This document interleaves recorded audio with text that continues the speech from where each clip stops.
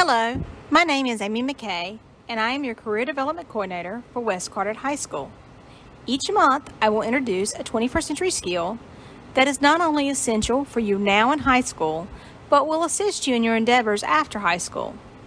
The purpose of this video is to highlight one skill at a time and present ways you can better these skills as it applies to your future.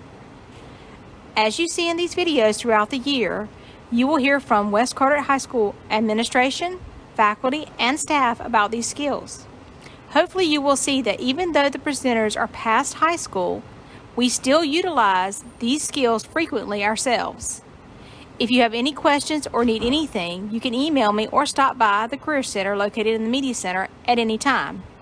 Teachers, if you have activities specific to one of our 21st century skills this year, please email me so I can add it to our library.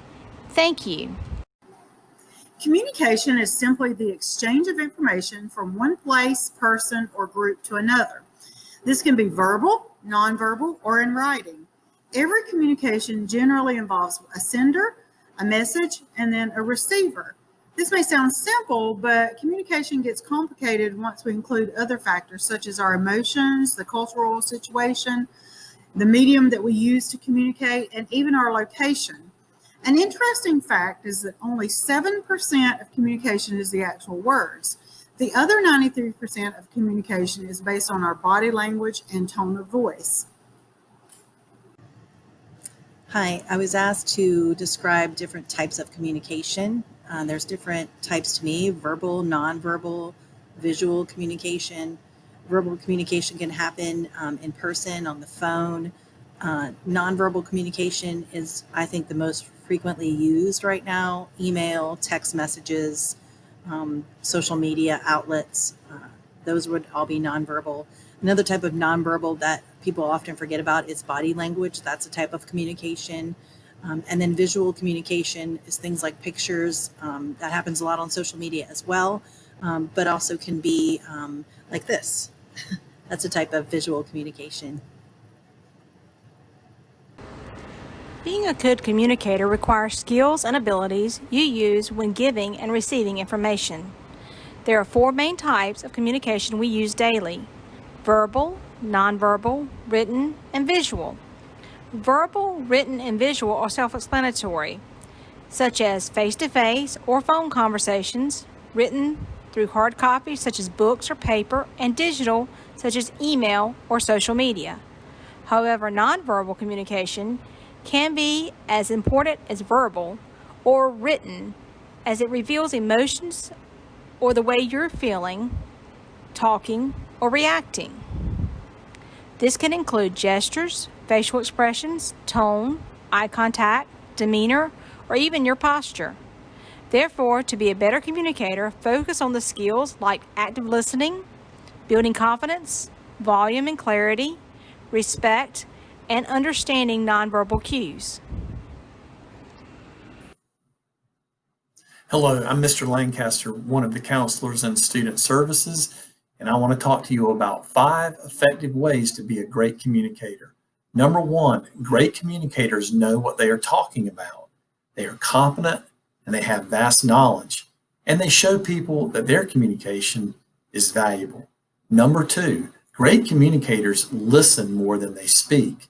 They do not dominate a discussion or a presentation. They balance speaking and listening effectively. Number 3, great communicators focus on understanding what people say. They ask questions and continually check for understanding. Number 4, great communicators pay attention to nonverbal communication. This includes tone of voice, body language, facial expressions, hand movements, and eye contact. Nonverbal communication can be as powerful as verbal communication. And number 5, great communicators realize that there is always the possibility of misunderstanding. When verbal and nonverbal responses lack consistency or what's expected from a person, the communication may not be effective.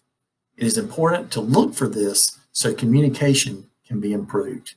These are 5 tips for being a great communicator. Hello, Patriots. Counselor Kozat here. Today's question is, why is communication important? Communication to me is the very most important life skill that we can learn. It's important because we pass on information to another. Not only are we passing on information, but we're also passing on our thoughts and feelings to another. It's important because as humans, we have a need to feel understood. And so communication allows us to be understood when we communicate thoughts, feelings, and information. It's a two-way street. So I communicate with you, you communicate with me. Our needs are met. So, you want to communicate better? Here are a few ways as a West student you can improve your communication skills. Answer questions in class. Practice your communication skills with friends and family. Use proper grammar, punctuation, and complete sentences when emailing teachers. This would also include being sure that you read and respond to all emails that are sent to you. Now is the time to start practicing these skills. Blended and virtual learning has opened the door for you to be able to refine your communication skills. Utilize this experience to help you become a better communicator. Use these communication skills to open the lines of communications with your teachers today. Clear and specific communication is very important for one to be successful in the workplace and in life. If we are communicating with one another, we ourselves have to have a clear understanding what it is we are trying to convey. Choosing your words wisely and specifically to the topic you're trying to discuss with one is important. Communication is the key to success.